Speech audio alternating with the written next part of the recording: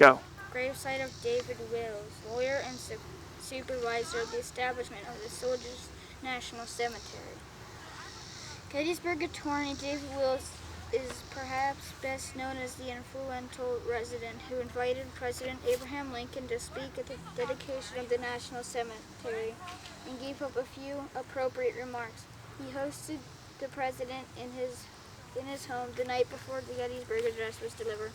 Wills was born north of Gettysburg on February 3, 1831, in Mellon Township, Adams County. He graduated from Pennsylvania, later Gettysburg College, in 1851. After serving as principal of a school in Cahaba, Alabama, he returned to Pennsylvania and studied law under Thaddeus Stevens in Lancaster.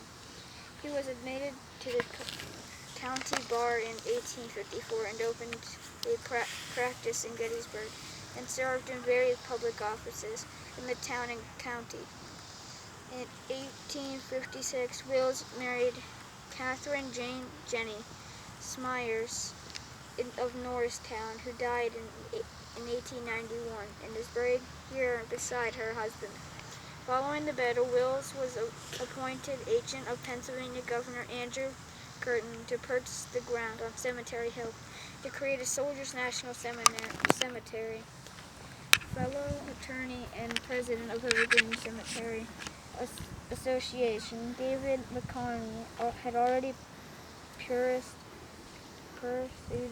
the idea of establishing such a cemetery under the auspices of the Evergreen.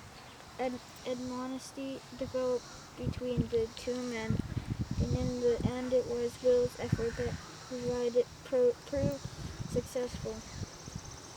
Wills invited Lincoln to formally dedicate the ground. Lincoln stayed in Wills' home on the southeast corner of the town square, York Street, which is still standing, owned by the National Park Service, and open to the public. The night before his speech, where he may have put the finishing touches on his famous address in one of the bedrooms.